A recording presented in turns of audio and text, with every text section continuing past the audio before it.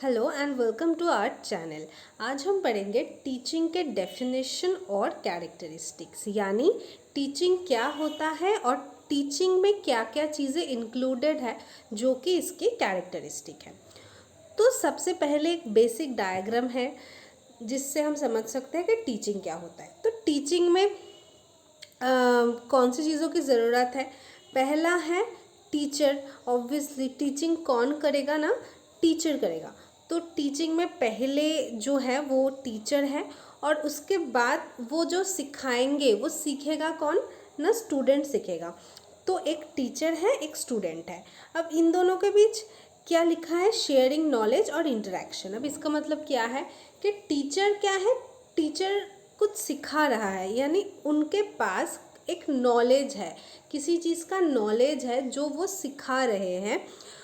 तो वो नॉलेज वो क्या करेंगे? वो शेयर करेंगे स्टूडेंट के साथ। अब स्टूडेंट सीखने आए हैं, जो नॉलेज टीचर सिखाएंगे वो सीखेंगे। तो वो नॉलेज जो टीचर दे रहे हैं उसको रिसीव करते हैं, उस नॉलेज को वो सीखते हैं।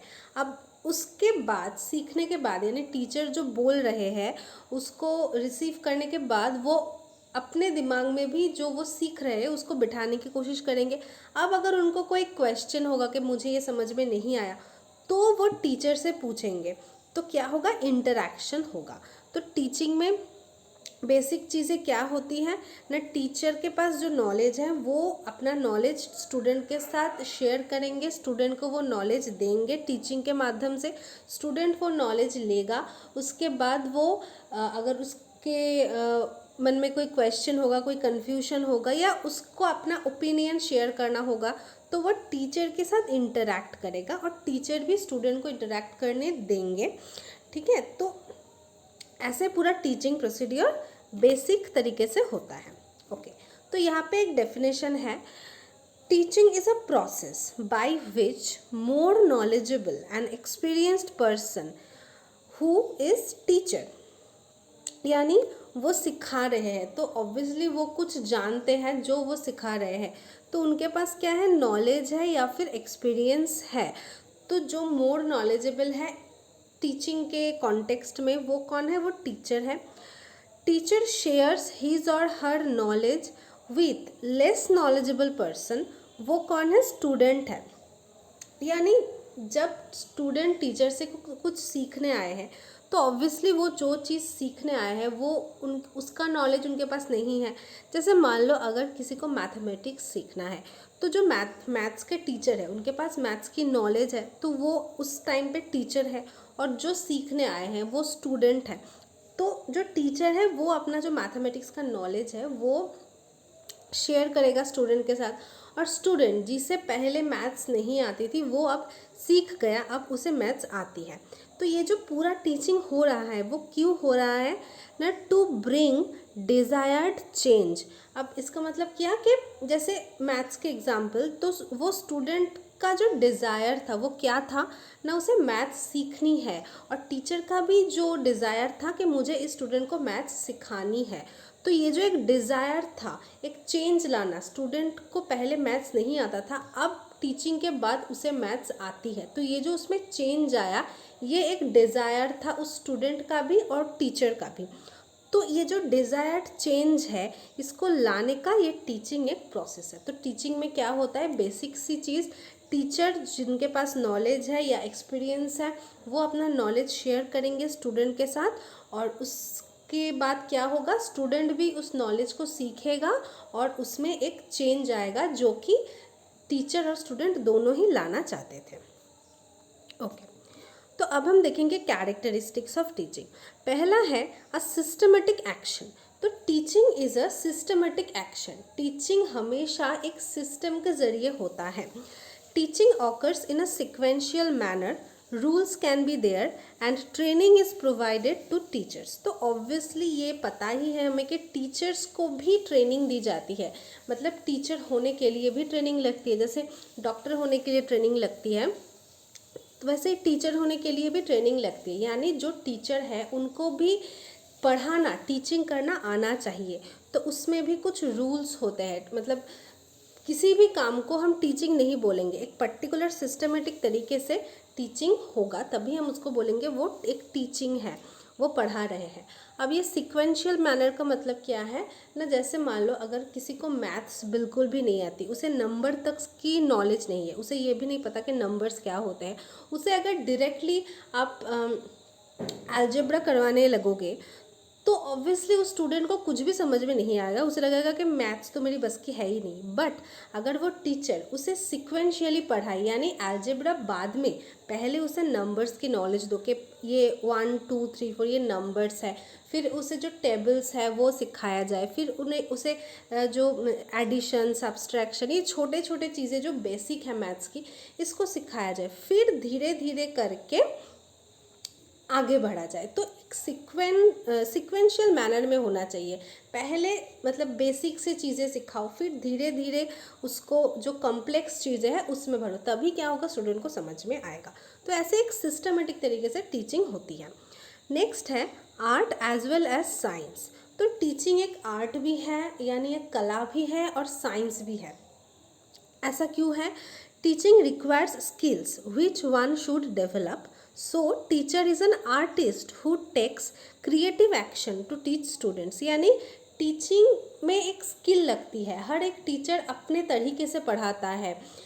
टीच करने के लिए एक स्किल की ज़रूरत है, एक क्रिएटिविटी चाहिए, है ना। ऐसा भी होता है कि कुछ लोगों के पास बहुत सारा नॉलेज होता है, दे आर नॉलेजेबल, बट वो किसी स्टूडेंट को पढ़ाने में उतना सक्षम नहीं है, मतलब टीच करने में उतना वो एबल नहीं है। ऐसा नहीं है कि वो चीज़ नहीं जानते हैं, लेकिन वो समझाना, इजी वे में स्टूडेंट को समझाना ताकि स्टूडेंट को भी उस चीज़ की नॉलेज मिले, इसके लिए एक पर्टिकुलर स्किल चाहिए जो हर एक टीचर में होता है। जो टीचर बनना चाहते हैं उनमें भी ये स्किल्स धीरे धीरे डेवलप होती है।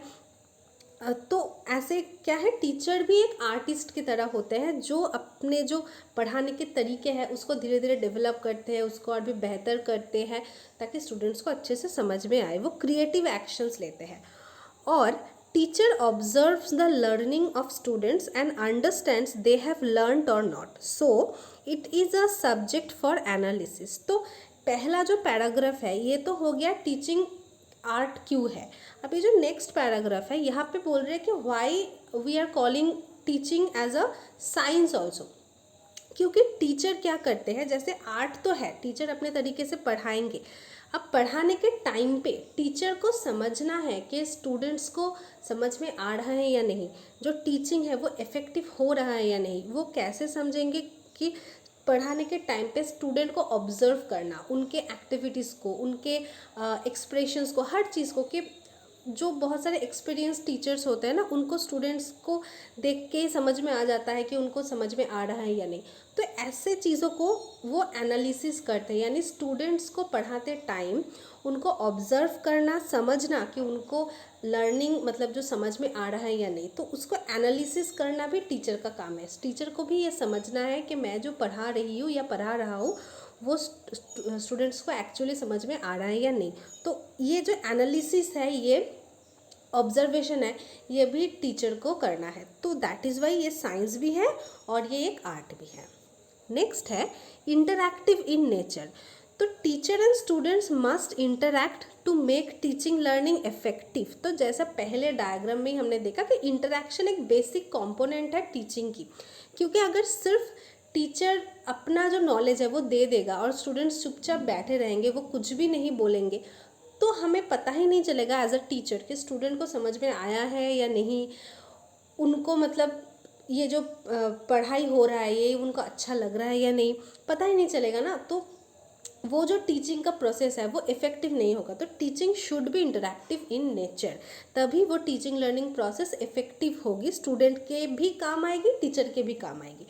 तो टीचर और स्टूडेंट के बीच इंटरेक्शन होना चाहिए। Students can ask questions and teacher should promote the thinking of students by giving answer. जैसे अगर एक सब्जेक्ट पढ़ाना हो गया तो उसके बाद उस दिन का जो टॉपिक है वो पढ़ाना हो गया, अब टीचर क्या बोलेंगे स्टूडेंट्स को कि अगर तुमको ये समझ में नहीं आया है तो तुम हमें बताओ, या फिर स्टूडेंट के मन में अगर कोई क्वेश्चन हो, कोई कन्फ्यूजन हो, तो स्टूडेंट को भी उसको पूछना है, मतलब टीचर स्टूडेंट को ऐसा फ्री फील कराएगा ताकि स्टूडेंट्स को लगे कि हाँ अगर हमें कोई कन्फ्यूजन है तो हम फ्रीली हमारे टीचर से बात कर सकते हैं।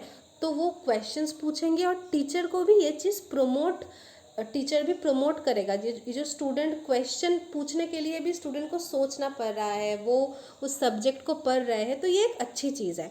तो टीचर भी इस चीज़ को प्रमोट करेगा और भी उसके आंसर दे के, इससे स्टूडेंट्स को लगेगा कि हाँ हम टीचर से बात कर सकते हैं, अगर इस टॉपिक को लेके हमें कोई भी प्रॉब्लम है तो हम इंटरेक्ट कर सकते हैं। तो ये एक बहुत इफ़ेक्टिव टीचिंग लर्निंग प्रोसेस बन जाएगी। नेक्स्ट है डायनामिक प्रोसेस। डायनामिक क्यों बोल रहे हैं? डायनामिक यानी जो चीज़ स्थिर नहीं है, जो बदलती रहती है।